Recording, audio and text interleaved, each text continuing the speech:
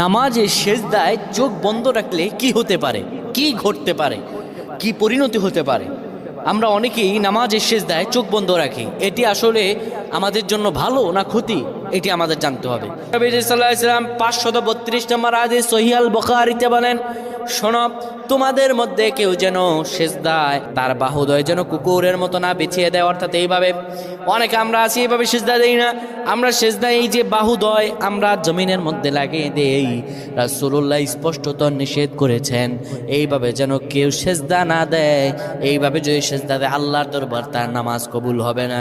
শুধু তাই নয়, রাসূলুল্লাহ সাল্লাল্লাহু আলাইহি সাল্লাম সেজদার মধ্যে গিয়ে চক্ষু বন্ধ করা ঠিক নয়।